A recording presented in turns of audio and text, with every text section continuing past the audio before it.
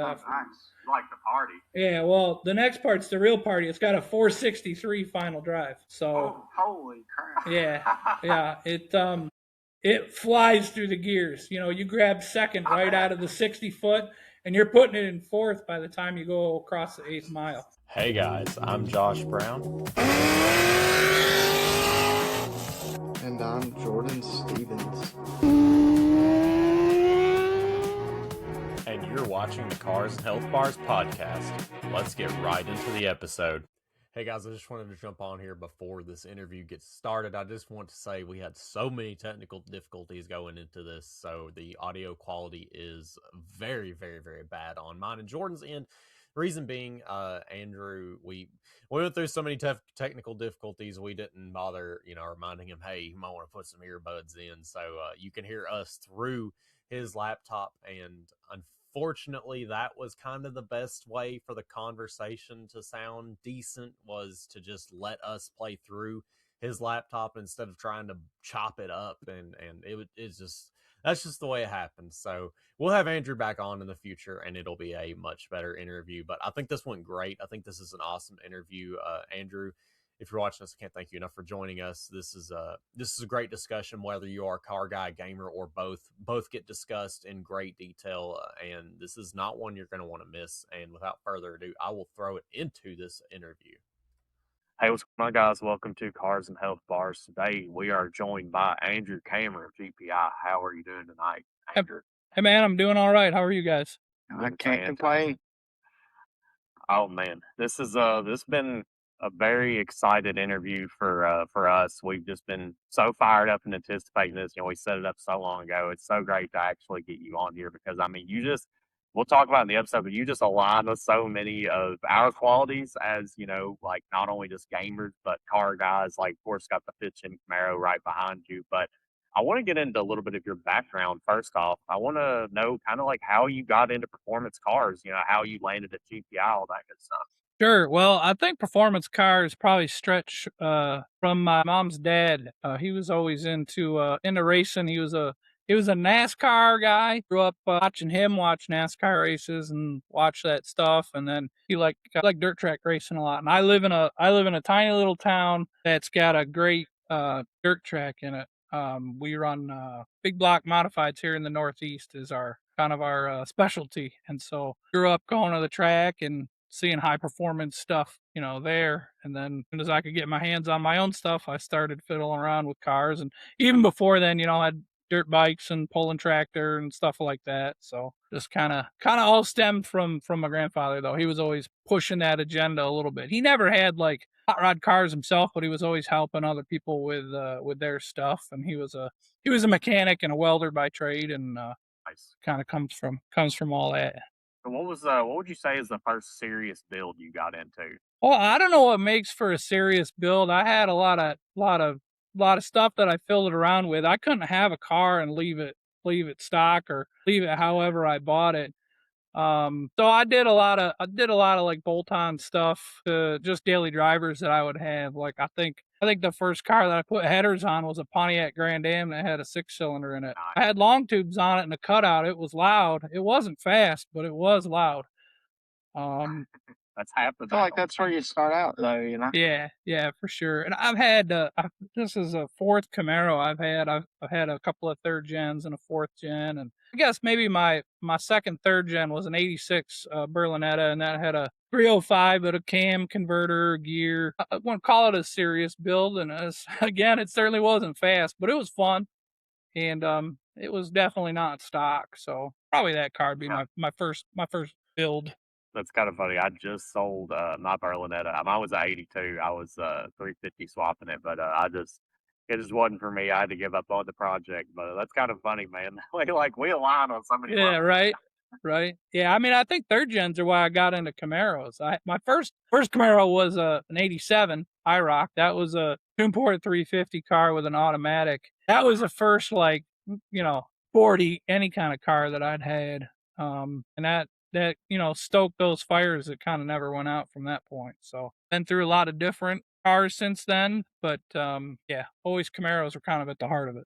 I love that. So you're mainly a General Motors kind of guy. Yeah, I mean, I'm not what do they say, dyed in the blood or anything like that. Like Yeah. I'm an equal opportunist. If somebody makes a good car, like I'm into it. I've never really had any cool Fords. I guess that's not true. I had a Contour SVT, and probably only like 3% of the Okay. world knows what that is. It's basically like a baby Taurus show that's got a really high revving V6 in it with a 5 speed.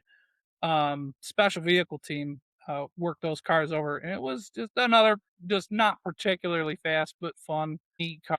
I wanted to ask you, how did you end up at GPI? Well, so I was a GPI customer before I was ever a GPI employee. I bought my cam kit for the 5th gen behind me here in 2018. I'd gotten to know of GPI through the Camaro 5 forum.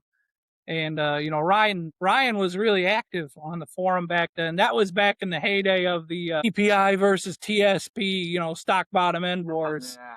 And GPI was killing the game then. GPI is still killing the game, but they were really aggressively going after that stuff. And their off the shelf cams were just the biggest, baddest stuff you could get, and that's what I wanted for my car. So I'd actually talked a little bit with Aaron on there about maybe testing out the original Max package, the first version that came out, and we had gone back and forth, and we couldn't make it work. I'm a long ways from Arkansas, where I live up in New York, and that didn't come together. But I bought my SS3 cam kit from there, and so didn't get to know those guys too well, but started following closer on their socials and all that stuff. And in spring of 2020, Ryan had posted something. They were hiring another inside sales guy, or replacing someone. And I just jokingly put a message in his thread and said, "Hey, give me a shout when you're ready to hire a remote sales consultant." And 3 minutes later, I had a little instant message come up from Ryan. He's like, "Hey, you serious?" I said I was, and they were putting together their affiliate program then. And so that's where I got my start in sales with them. That is Cool. that is really cool. Going back to like talking about, I feel like that is the heyday, like you said, of like chasing the cam specs. I feel like just LS cams is such a competitive market because of TSB, BTR, GPI. I mean, it seems like everybody is chasing that. Like, what cam do you use for what combo? And I might make a few people mad, but the guy who's specking out my build ended up putting a GPI cam in mine. So we'll see what happens. Yeah, it for sure is a saturated market, right? I mean, anybody that knows anything knows that LS stands to pick up so much just from a few simple bolt-ons and a camshaft. So Yeah. everybody's got their hand in the cookie jar with that one. And yeah, you're right. For sure. The 20 teens were the heyday where the technology was really moving forward on those camshafts. The cam specs changed a lot. If you look at like a cam from 2010 to a camshaft now, they got more lift in them. They've gotten more aggressive with the duration. They've really kind of explored the limits of what you can get away with in these platforms. And they've grown a lot. Everybody's has grown. I think GPI was ahead of the curve there. Again, when I bought that SS3 camshaft, that was bigger than most your competitors' stage 4 cams. And so they've all kind of come to us and trying to catch up on the bigger really is better in most of those cases. Not always. I'm not saying a bigger cam's always better, but when you're max effort, yeah, you probably got to use all the clearance you got available and stuff Oh all yeah. the overlap you can in. Yeah, the logo design has really changed a lot.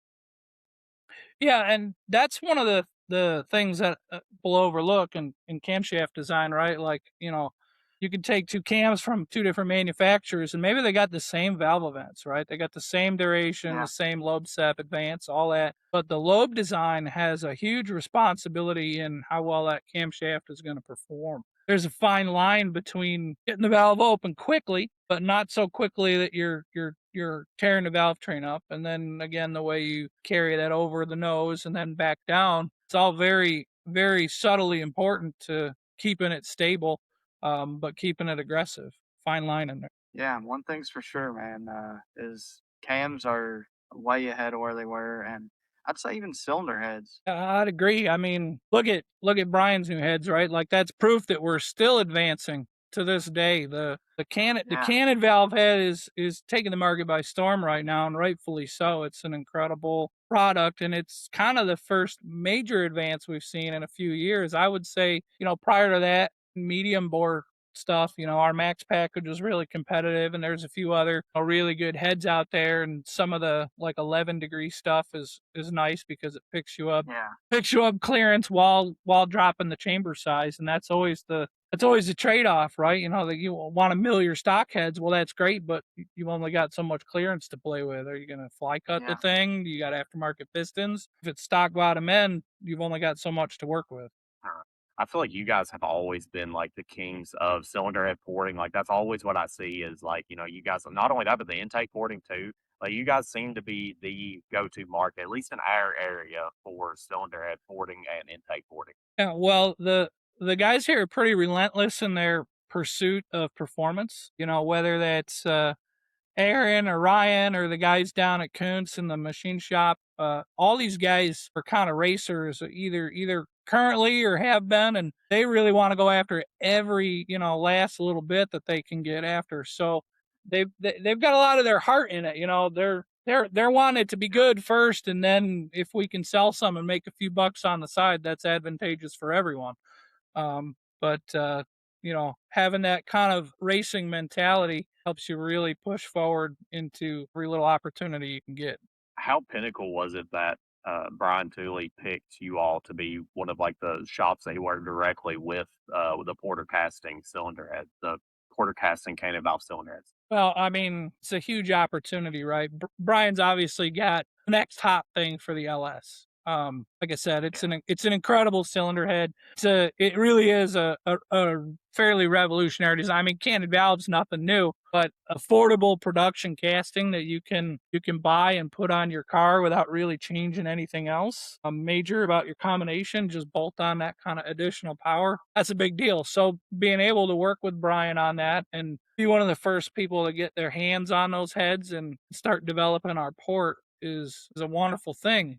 I'd like to think that Ryan chose us because he felt we'd do a good job with that. We have a good reputation in our community of really getting everything we can out of something while keeping it, reliable and, something that can be mass produced. And I think the port that we came up with for that head's phenomenal. I mean, it's incredible. It's going to be interesting to see as more and more combinations start to come together with that cylinder head, exactly how well they run. I mean, we've obviously done testing on the pre-production stuff that we worked the port design on, and very excited about all the results we've seen for that. And I've got a handful of guys out there already that we've either finished their heads or we're working on them now. That are putting together some pretty wicked combinations, and they're going to run over their competition.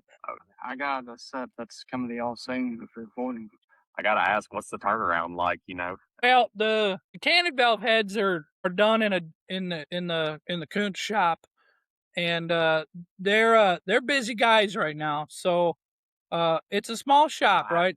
It always has been. And we're kind of down a long time guy that's helped us for a long time. He's gotten real sick, and we're sad to see how life is treating him right now. So all that to say, Justin and Brad down there, they're working their tails off. And for your cannon valve heads, usually we're going to be somewhere around that 6-week mark. I think it depends a little bit. Don't quote me. But if we're talking about, just a set of ported OEM heads that we do up at the GPI shop, we've got a head shop in 2 locations, right? We've got the machine shop at Kuntz does heads, but we also do a lot of the OEM castings right up at GPI. And those guys are turning them out pretty quick these days. Usually they're like a 3 to 4 week turnaround time. So depends on what you're getting. Yeah. I guess so you do before we change gears into I want to talk about the fit chin, of course, but I want to know like a little bit more about the GPI aspect. So what is the craziest customer combo request you've got? Well, I mean, we see a lot of different stuff, and I think that's maybe one of the neat things about GPI is we're like slightly out of the mainstream, and I think that opens us up to getting approached a little bit more often about kind of racier and more aggressive stuff. I should have prepared better for this question, but I'm thinking of even like some of the custom cam work that I'm doing right now. Like I just had a I just had one recently that was like a truck with it was an LT swap, and the guy wants this thing to idle like stock, like, nobody knows it's got a cam, high lift cam, but he's got like a 3 liter Whipple, and then he's gonna spray like 250 on top of it. Huh. So this was interesting. Bias. I know, right? So this creates a real interesting camshaft design challenge where I've got to get an absolute ton of exhaust duration in this thing and get that exhaust valve open early, because he's going to be just creating an absolute ton of exhaust volume with all the nitrous on top of a boosted motor. Yeah. But I can't put any overlap in it because he needs it to idle like stock. So the first cam I designed for this thing, we actually sent it out to Cam Motion, and they were like, "Yeah, we can't make that unless we use a one-off core, which is, by the way, like twice as much money as a regular core." So we had some conversations back and forth with the customer. We landed on a little bit of a compromise that we could get on a standard core, but like that stuff's not uncommon. You got guys that want to build these wild grudge combos that, maybe appear like stock but are anything but. I think those are really interesting. The way those guys try to innovate to hide their stuff and make it run as good as it does is pretty wild. Yeah. How often do customers chase the wrong mod list? And I think they do it all the time. I mean, I got a video on my YouTube channel that talks about, high ram versus ported rod mod for like your, Recport LS3, like the one behind me here. And I think I got a lot of gripes about stuff, but the guys that will put a high ram on a car that's got like a 3600 stall, it's got 660 springs on a set of 823 heads, it got the heavy valves in them. I mean, they can't turn that motor over 7,000. It's only going to peak at 7,000. It probably wants to run 7,500 or shift even higher than that, and they'll never get there. So all they've done is buy themselves some peak horsepower, but they've gutted the rest of the curve for it.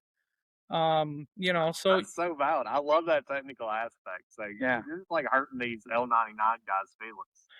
well, I mean, there's a place for it, right? Like we can make a combo that'll flat out rip with that manifold, and the manifold's way better than a ported rod mod. There's no doubt about it, but it's always about the combination. Like you got to have the rest of the stuff in place. If you're not going to give it some gear, if you're not going to put the right converter in it, if you can't turn the RPM that the manifold needs to see, what are we doing? Like, keep it simple. It's not as cool looking though. I mean, I know why guys want to run the high ram. It looks cool. I get it. It looks awesome. Yeah. Oh man, that's so funny. These that's gonna make a clip. Perfect. Talking about the fifth gen, we could just go ahead and convert into that. And just as a side note, it wouldn't surprise me knowing that you work with my speed shops guys if you were the one that spec'd out my camshaft. Let's talk about that later. Yeah, we can connect offline. I've only been doing so I feel like Ryan knew that he needed to hand that off to me someday, because I was down in 2001. He was showing me like his process for custom grinds and stuff, and I've learned everything I know largely from Ryan, not completely, but it's only in the last couple of months I've started kind of taking over our custom grind side and doing all those specifications. So if it was recent, yeah, maybe. Yeah. Oh, it was it's probably within the last 30 days, maybe 60 days. Yeah, pretty close then. Pretty close. Yep. Spinning off on the fifth gen tangent. Of course, our viewers know we are just the biggest fifth gen fans there are. At Jordan background, our logo fifth gen. I mean, we're all about it. I feel like we're a little bit discriminated against because our little, or at least my little speed shop group, they're all like Pontiac guys and slowly turned import guys. Like they just think of the Camaro, fifth gen Camaro, especially as the like poor man's Corvette. I'm like, you know what, valid. I'll take that. But Sure, sure. I'm still gonna hand out a gap. Absolutely, Uh, man. why do you think the fifth gen community is so strong? You brought up the fifth gen forum, and I've ventured on there a few times, and yeah, it's a very helpful platform. But you've been in the game a lot longer than me. What do you think makes the fifth gen community so strong? Well, I think I love that you brought up the Camaro 5, and Camaro 5 has changed a lot. Like, and 10 years ago, when I bought my fifth gen, that place was just popping. It was at its heyday, right? 6, 7 years after that car came out. But backing up even to when the car first came out, I think that's why the community is so strong, as it was the resurgence of the Camaro, right? There was a whole ton of dudes that were just waiting for this car, and the concept came out and everybody was like, oh man, that's incredible. Imagine if they actually deliver on that. And then they did. I mean, the car is not way off of the concept. It's incredible looking. If you look at all the like retro throwback cars before the 5th gen came out, none of them were as well executed as this, in my opinion. You had some of the weird I agree. stuff. So I think it made a lot of people really happy, and it certainly sold well. Like there's a lot of them, and I think the demographic that bought these cars bought them to keep them because they really meant something to them. I think that makes the community strong, right? You have long term owners. It's not guys bought these and had them for 2 or 3 years and then dumped them. You get stories all the time of guys, oh, I've had the car for 10 years or whatever it is. And that makes for a strong community. Yeah, I agree. I feel like the only downside to the Camaro, and I hate to say anything bad about it, but the I will say they are some heavy cars. Yeah, man, it's a shame, right? If the car could be 300 pounds lighter, it'd be a rocket ship, or Yeah. or more. I mean, but imagine if it rolled off the assembly line, 300 pounds lighter. They are heavy cars. You know what it is? They're big. You park a 5th gen Camaro next to like a C5 or a C6 Corvette, and it just towers over it. It's bigger, it's I don't wider. want to talk about. I'm on stock ride height. That's a touchy subject for me. It's just a big car, but I mean, it cuts both ways, right? It's an excellent chassis. It's unbelievably stiff. If we're talking purely a drag race platform, yeah, it'd be great if it was lighter, but it's a jack of all trades, right? Like there's a whole community around road racing and autocross in these cars where although they're a little heavy, they're excellent performers because of what the chassis offers. So yeah, it's heavy though. I'm with you. I've done a lot to try to get weight out of mine, and it doesn't matter what you do, it's still heavy. Yeah. Tube chassis, I guess. Yeah, Start getting some money there. sure. I want to know package about yours though. Like I don't know if our viewers care, but I gotta know you 1SS, 2SS, 1LE. So mine's a 2SS RS, 2011. Nice. So yeah, yeah, it's got all the heavy Man, stuff in it. yeah, Same. we feel that. I got mine's a late model, and I got the heads up display, and Mm-hmm. I got everything heavy. Yeah, I got yeah. it all. Hey man, when Mine's I'm a 2010. when I'm driving home from the track and I flip the heated seat on, I don't have any regrets. I think I'm in the process of gutting mine. Like I mean gut. I mean I'm not like ripping out the dash of stereo, but like Mhm. I did delete AC and I'm deleting heat, but I'm keeping my heated seat. All right. Yeah, I think you can get by without heat as long as the seat works. It won't talk me out of AC though. I gotta be comfortable in the summer. That's Jordan. Jordan was Yeah. so disappointed in me, but he wasn't at the same time. So he knew he was getting an extra air compressor. I'll tell you, I got two Best buddies. thing about sharing platforms. I got two buddies that deleted AC 3, 4 years ago. Maybe it's 5 years ago now. I think it was last summer. They both put that stuff back in. They were like, "Yeah, it was fun for a while, but we'll take the weight penalty. We want to be comfortable." Depends on what you use a car for, right? If Yeah. you're gonna track it, yeah, take all the weight out you can. But if you got to live with it, sometimes you accept some of those trade offs. I will say some of those like June cars and coffees were getting pretty toasty. You get to the point where you're sliding around on your own leather seat. It's a little old. What is the current setup on your Camaro? Let's go ahead and tear that bandage off. I gotta know. Yeah, well, it's nothing special. It's a stock bottom end, LS3 M6 car. It has our GPI. Sorry. It has our GPI Max package 2.0 on it. So that's a set of Brodix LS7 cylinder heads. So the castings BR7 from Brodix. And the magic about those is, so it's an LS7 12-degree cylinder head with the raised rec port. And that raised port is awesome. Just a straighter shot down into the valve, better short side corner, all that good stuff. But we work the casting, right? We buy it as a porter's casting rather than buying something that's already hogged out for an LS7. So Max Package 1.0 was a factory LS7 cylinder head that we would essentially kind of retrofit to get on the smaller bore. It was always a compromise, right? The 7 head's got a 2200 intake valve in it, and it maxes out all the space inside the bore, the outer side, the radial clearance from the cylinder wall to the valve is really poor. So it's shrouded. It's not a great combination, and the port's way too big for a 376-inch motor. So we decided when we made the version 2.0, it would make everything the right size for the 4065 bore. So 2165 intake, 1.6 exhaust valve, and then the port is smaller so we can keep the velocity up. Everybody wants to talk about, oh, my port is bigger than your port or this. That's really kind of irrelevant. The port needs to be sized to the rest of the combinations. Like we were talking about earlier, it's all about the combination. So Max 2.0 heads are designed to be perfect on like a stock bottom end S3 or even a like a 416, but in that 4065, 470 bore size is where they're sweet. You take it all the way down to a 4-inch bore, they work really pretty good even there. And then so that comes with a camshaft that's designed for that cylinder head.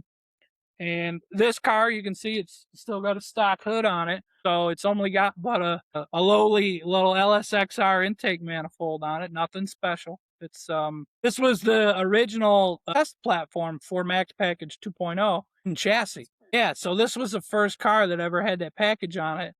And so it's all untouched. Like we didn't do anything special to it. There's no fly cuts. We didn't port the manifold. It's simple. It's got a 103 Nick Williams on it, got a Veraram cold air intake, RH headers, nothing wild about it. And it's 11.3 to 1. It made 551 on pump gas on our dyno down in Arkansas, which is pretty good. That's really good for LS3. Yeah, yeah. Well, especially when it doesn't have a hole cut in the hood and it's not on E85, Yeah. There's plenty of guys that are making upper 500s, but they're making a lot more compromises to get there. So happy with that. And the car, like I said, it's a 6-speed. It's got a Cloud RXT in it, which is, a little unforgiving, but it works good. And it's got a GeForce 9-inch IRS setup in the back with a nice. Like the party. Yeah, well, the next part's the real party. It's got a 463 final drive. So holy. Yeah, it flies through the gears. You grab second right out of the 60 foot, and you're putting it in fourth by the time you go across the 8th mile. But you know what? It's actually perfect. The car crosses the finish line at about 7,000 or 7,200 RPM. It's just past peak power, so we're getting all the average power we can through all 4 of them gears. I mean, it's by design. Again, it's transmission untouched. Yeah, it has that 1-2. It needs them, updated synchros or carbon blockers or whatever. Transmission guys know what it is. You can't rush the 1-2 shift in it. It's not bad, but it also, I shift the car 7,700 RPM, so there's a lot of inertia at that point. And, Yeah. Jordan, you got like his car if everything didn't go wrong. Yeah, except from the final gear. Yeah, except for the final gear. And the 9-inch too. I ain't got all that. Yeah, well, Jordan deleted a piston and deleted an input shaft. That's not good. Well, I got sick of deleting ring and pinions in the factory rear end. I tell you that one of the first, I bought the car, I had bolt-ons on it, just had long tubes and an intake and a tune. And I think the first thing I did was put 410s in it. I bought a diff out of another car that already had 410s in it. I think I got a half season out of them, and I broke them. And then I had another set of gears put in it. And I broke those a half season later. And I kind of went through that cycle for a year or two of breaking rear ends. I broke 5. And I swear I'm not that mean to it. I try to be careful with it. It's not like I had it on stick. I never broke at the racetrack. It was always on the street. It was just... Wow. I'm convinced that if you work these cars really hard, they just don't have enough rear end in them for manual transmission stuff. Automatic guys, they hold up good, but torque converter is nice and smooth. It doesn't shock load the driveline when you start. I had an RST in mine, and I got 180K out of that stock diff. Oh, that's great. Yeah, I had a TSP Stage 3 cam. Okay. So it's pretty stock engine. Shot engine mounts for forever. Yeah. I gotta know, whenever you were having issues out of your rig and pinion, were you ripping on it, or were you just kind of messing, like not doing much on the street? I mean, every time it let go, it was shall we say under high load. But so one of them, I'll take credit for one of them. Like I banged a no lift 1.2 street tires and it wheel hopped real bad, and that cracked a tooth one time. And maybe the first differential was nobody's fault. It had them Richmond gears in it, and Richmond's never held up well in these cars. I mean, they were the first one to exit the fifth gen ring and pinion market, and I think that's because I don't know if they got their gear fixed and they couldn't fix their reputation or what it might have been, but they struggled early on. I think they were one of the first ones to do a 410 for this car. But I've broke a set of motives, broke a set of Yukons. I've broken them all. So I got a set of motives for mine. yeah, motive's good. Can't get them anymore though. Yukon's the only one left. Oh, really? Yukon's the only one left doing ring and pinions for these. Well, I shouldn't say only one, but it might be U.S. Gear still does them. But I haven't seen Motive's taking it all out of production. So recently, in the last year or so, yeah. Some parts are just getting so hard to get a hold of. Like Jordan's running so almost getting some Johnson lifters. It's just like some parts are getting kind of hard to find. Yeah, I hate to loop back to something we weren't talking about, but like, even maybe those Gatorman lifters. Yeah, and like just the increase on parts that are like, we were talking, I think maybe with Brian Tooley, like the hauling parts in particular, like you were talking about the high ram. Tell me a high ram wasn't like $800 a couple of years ago. Now it's just like it's skyrocketed. It's like as much as a Trinity now. Yeah, I mean, I have really good visibility and all that stuff because I've been selling the stuff for GPI for years now, and it's like clockwork. Every 6 to 12 months, everything just creeps up a little bit more. And about the availability, man, as soon as COVID hit, everything disappeared and it's never come back. I mean, it's come back, but never been the same, right? There's always delays. There's almost never quite enough supply. It's an ongoing challenge, and customers think we're Amazon, right? Like we're got it on the shelf and we're gonna ship it the next day, and they'll have it by the weekend, and it just ain't that. Now, I will say I am really surprised by GPI because, like I said, the speed shop I'm working with, he also moves pretty quickly. I mean, this dude like works ungodly hours whenever he's there. But he texts me, he's like, "Hey man, cam came in or something about the cam." I was like, "You mean you ordered it?" He's like, "No, it's here." I was like, "Are you all right?" Like to my knowledge, like he just spec'd it out like a week and maybe a week and a half ago, and it's already like there. I'm like, you know me, though. I'm a car guy. I'm like, I mean, I'd like to see it, but it came with stickers, right? Like, yeah, you got some stickers. I would tell you, man, the sticker thing blows my mind to this day. You start talking about stickers, everybody wants one. If I had a list of like one of the most common things that people ask for after they order something, it's no shot over the phone. Probably 90% of what I do is like by messenger, right? And it's always like, hey, can you make sure I get a couple stickers? No, I tell them the truth. I'm like, man, I don't pack the orders, but the guys usually throw them in if they got them. It makes people's day. They love a sticker. Oh, dude, like and it's so like it's free advertising for you guys. I don't know why we're so attached to stickers. Like I don't care how much that car part costs. It better have a sticker in that package. You ain't kidding, man. You ain't kidding. Oh my god, yeah. That's why I tell my bank statement. I'm like, $400 camshaft. No, that was a $400 sticker. The camshaft just came with it. It's a bonus. Man, yeah. I kind of looked to pitch in one more time. Is the rear gear? I feel like from factory on those cars should have been a 391 and an SS. Yeah, I think you're right. I mean, I'd say 410. Obviously, I got a thing for deep gear ratios, but yeah, I think you're right. Like, I think really a 391 probably wouldn't have hurt the fuel economy in a meaningful way. Gear being so far out there. Yeah. 391 party gear for sure. I mean, that's a good happy medium, I think. Yeah. I think it would have been everything they needed to pass their EPA tests and their fuel economy, and it would have performed better. So, and they clearly they aren't afraid to do it in some instances. So, come on, give it to us. I'm with you.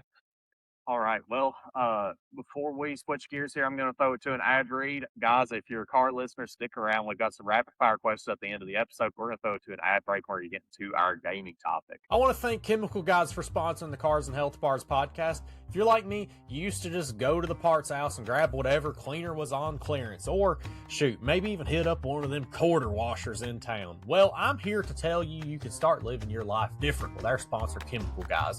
They have kits all the way up from your starter kit for $50, gets you the bare essentials, gets you a bucket, gets you the mitt, some Mr. Pink's soap, all the way up to the Mr. Pink's Ultimate Arsenal. It comes with 3 bottles of spray wax, the foam soap, the brush, the drying towel, the foam can, and the mitt, and your glass cleaner. And let me tell you something, this glass cleaner changed the game for me. Whenever it says streak free, I'm telling you, I used to hit my car with some paper towels and some Windex because that's how you had to do it.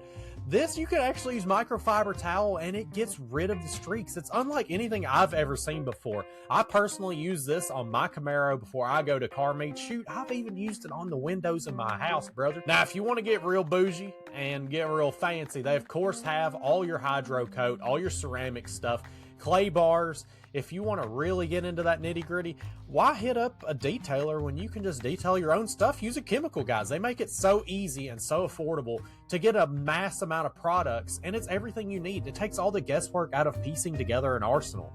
So with that being said, guys, use our promo code CARS10 to get 10% off your order and check out some Chemical Guys. Send us some pictures of your stuff. We'd love to show it on the show. Our next sponsor is Blackout Coffee, guys. If you work a blue-collar job like me, you know you got to wake up and hit you a cup of joe before you get started. What I like about Blackout Coffee is they have not only the pods, but they also have the whole bags, and they have this cool instant coffee. So if you're running real behind like some of us are most days, me included, you can just dump this into your water and boom, Bob's your uncle. You got some coffee ready for your day. I've used their bagged coffee several times. Me personally, I like a dark roast. I like to put hair on your chest. I like this Brutal Awakening. It's my favorite flavor. Gets me up and going. It's even a good Saturday morning coffee if you're feeling a little sluggish. Speaking of Saturday morning coffees, they also have flavored coffees. So if you like a little more flavor to your coffee, they have blueberry crumble, French toast. Look at that rating, brother. Butterscotch toffee, caramel cream, double dark chocolate, chocolate cherry, and climax. They also have the flavored coffees inside of the pods, so if you want to grab a cup on the go, put your travel mug in. Also, like their mission, they're all about the troops, they're all about giving money back, and they have some of the coolest apparel in the game. So yeah, guys, head on over to Blackout Coffee, pick you up some coffee so you can get your day started just like I do, brother. I want to shout out Reynolds Creek Performance for sponsoring the Cars and Health Bars podcast.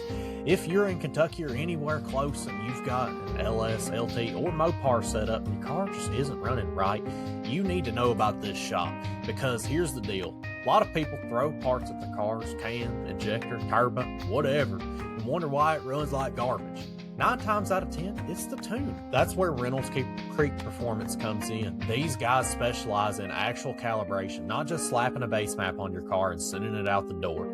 They dial in fuel, spark, drivability, making sure your setup runs the way it's supposed to. They're on a Mustang dyno. You're getting real honest numbers, not inflated dyno sheets. And more importantly, your car's going to run right on the street and not just look good on paper. They work on everything from cammed street cars, boosted setups, and they're big on doing things the right way. That means no shortcuts, no junk parts, no we'll figure it out later builds. If your car is ready, they'll make sure it's right. If you're not local, they even do travel tuning, which is huge if you're trying to get set up dialed in without hauling your car across state. So if you're tired of chasing issues or just finished a build and want it done right the first time, go check them out. You can contact Isaac at Reynolds Creek Performance at 606-706-8330. You can also find him at 3388 Reynolds Creek Road. That's their shop. Or shoot him an email at reynoldscreekperformance@outlook.com. Also, we have them linked down below. Hit them up, support a solid local performance shop, and get your car running the way it should. I want to thank SteelSeries for sponsoring the Cars and Health Bars podcast. If you are a gamer, it is a household name. SteelSeries is one of the best in the business, whether you're looking for earmuffs, microphones, speakers, keyboards, mice, mouse pads, controllers, they've got them. I mean, they've got some of the best mice in the game. Is anybody going to argue with that? I, of course, have the Rival 5. You guys know that. I mean, it's a $50 mouse. What are you doing? Do you not have $50 to spend on a nice mouse? SteelSeries has some of the best stuff in the game. I really like their microphones, too. The very convenient mute button here shows you your volume level while you're talking. Their keyboards, the Apex 7, have you not seen this? Of course, I have one of these, too.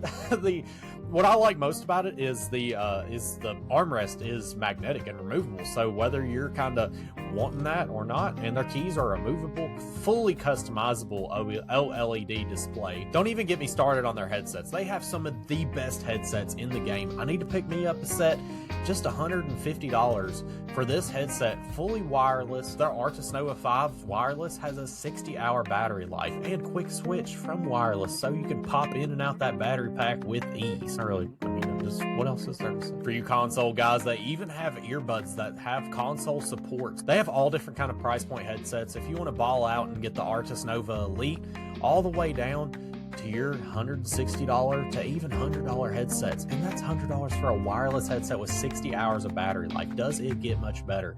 Also have these bundles. If you want to take the guesswork out of it and just buy a whole bundle, SteelSeries has you covered with the mouse, the keyboard, and the headset, and 20% off. Make sure you click the link down in the description so they know we sent you. And I want to again thank SteelSeries for sponsoring the Cars and Health Bars podcast. We're back. Thanks for sitting through our ad break. I got to ask, Andrew, I found out you were a gamer, and I'm telling you, that was the first thing I told Jordan whenever I secured you as a guest. I was like, brother, you won't, like, this awesome 5th gen owner that also works for GPI is a Battlefield player. I'm like, dude, the icing on this cake is triple thick. I got to tell you, like when I first heard Cars and Health Bars, I was like, are we talking about like making like, protein shakes or something? I hadn't seen your art. And so I was like, man, these guys don't know me if they think we're going to talk about health food. I ain't the one. Yeah, no, I was excited when I realized this was gaming. And then when I mentioned Battlefield and y'all lit up, I was like, we really do have a lot in common. Oh, dude. I got Where do you for you. start?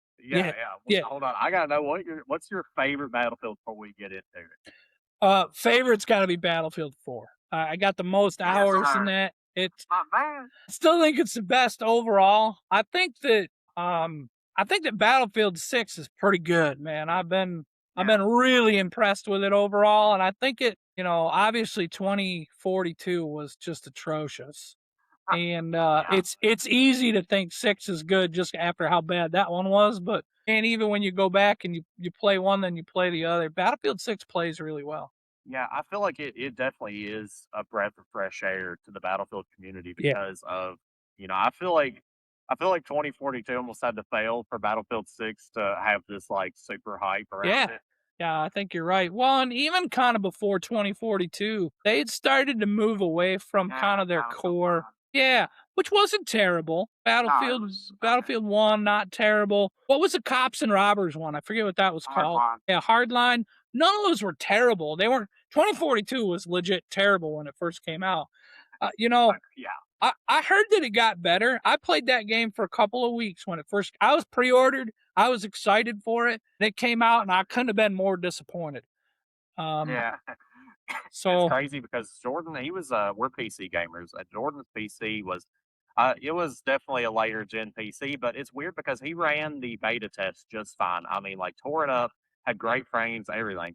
As soon as he launched the full version, whenever it was full release, unplayable. Like he couldn't even load anything. It awful. was so terrible, man. The optimization was garbage. Yeah, so many problems. I'm a console guy, it's funny. I've always been a console guy until about 2 years ago. I had somebody build my son who was 12 at the time a gaming PC. It came out really good, and so he started playing all these games on PC, and that's when I kind of got wise to, and maybe I ought to look at the dark side a little bit. And so I'm a hybrid, right? So I play like Battlefield 6 is on PC for me now, and we got a great PC. It runs awesome, but I'm still controller, right? I never. Yeah, me too. I grew up controller. I always played controller, and mouse and keyboard freaks me out, man.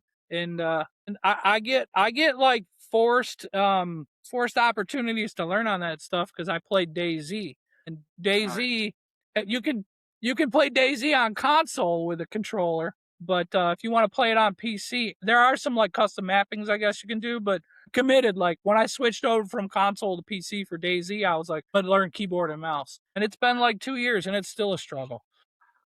Hey, I made the switch when I built my first one, and I've never went back to controller really. Yeah. I Yeah. do play first-person shooters with controller. That's just too fast moving for me. That's just not an adjustment I'm ready to make. But yeah, I definitely hybrid that for sure. Yeah. I think whatever you grew up doing is probably what you're comfortable with, right? Like, I mean, Yeah. you know, What do you think stands out?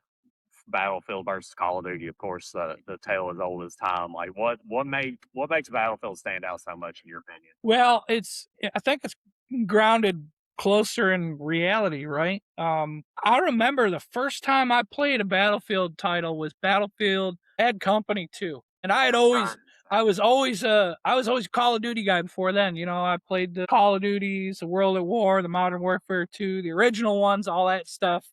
And I liked that stuff. I was good at that. And before all of that, it was Halo. Like Halo. Yeah. Oh yeah, dude.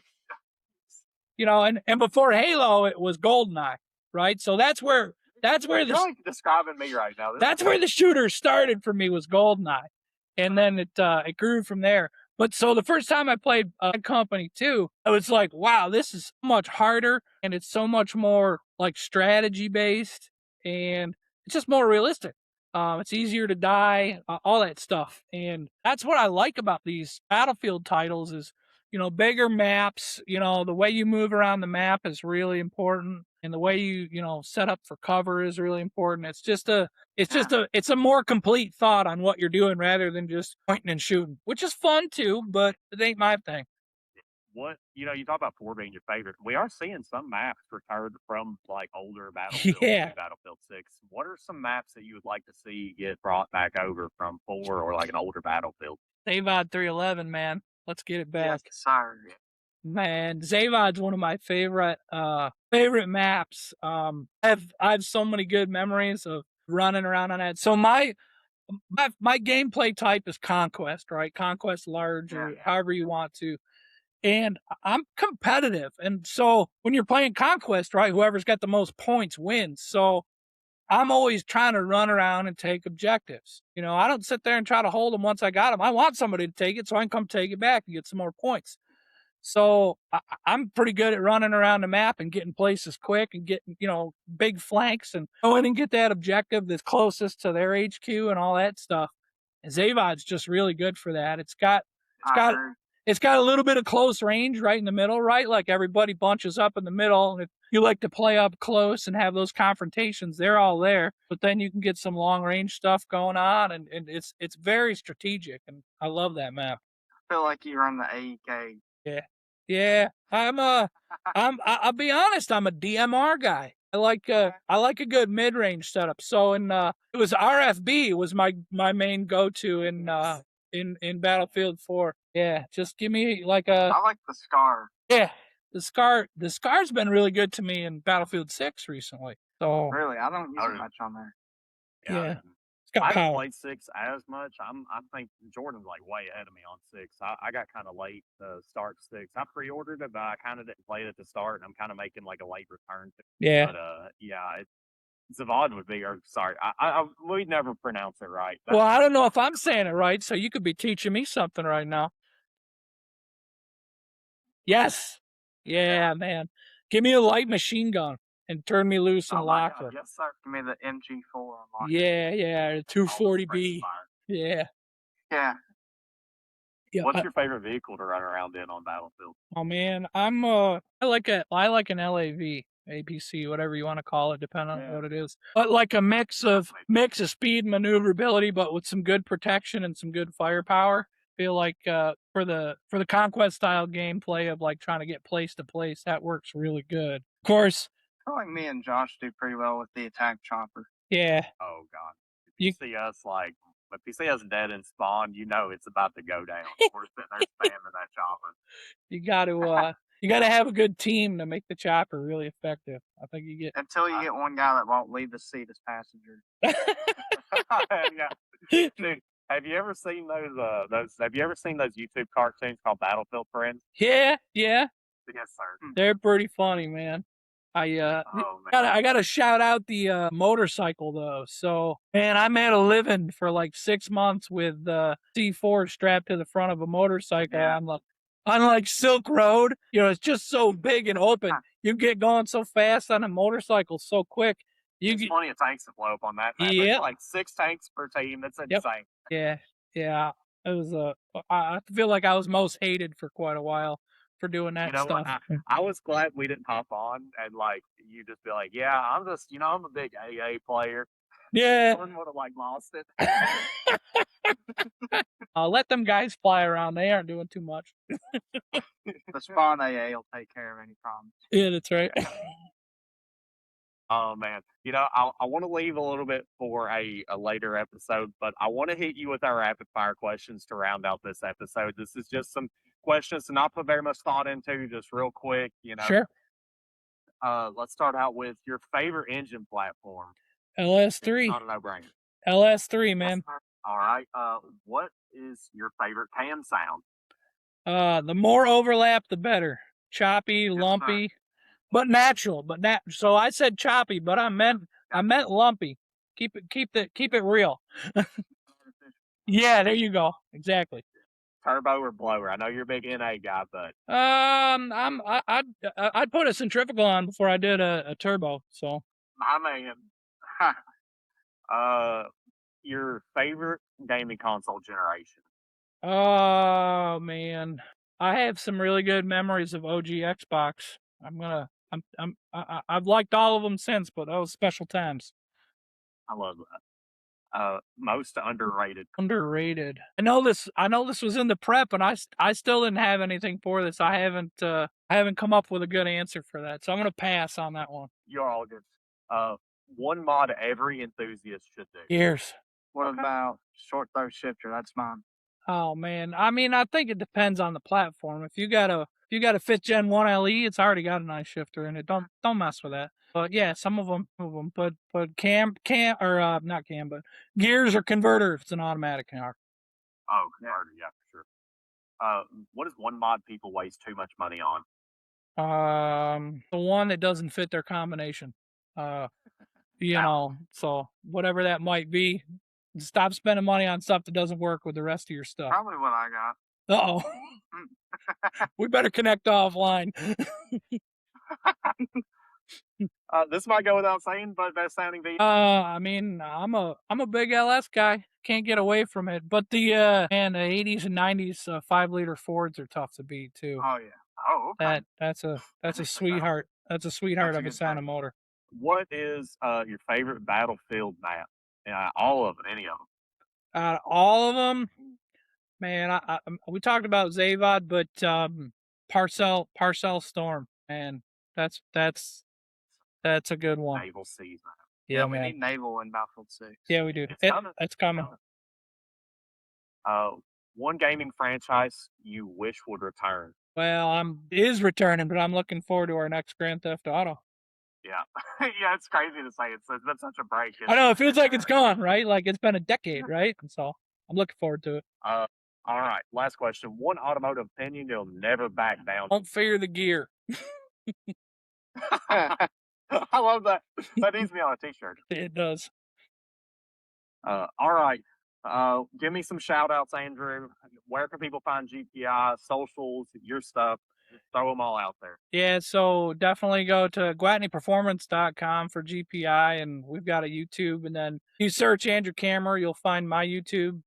It's got a like Andrew Kammer and some number, I don't remember what it is, but you just search for that, you'll find it. And there's some content on there, but it's getting kind of old. I just ought to brush it up a little bit, but that's it. Hit me up on Facebook. We'll take care of your combination needs. If GPI can help you out with it, we'll get it done. Yes, sir. Guys, be looking out for future collaborations with GPI, and of course, watch their camshaft go into my LS as that comes here in the next month or so. And again, thank you, Andrew, for joining us tonight. And with that being said, guys, we will catch you in the next one.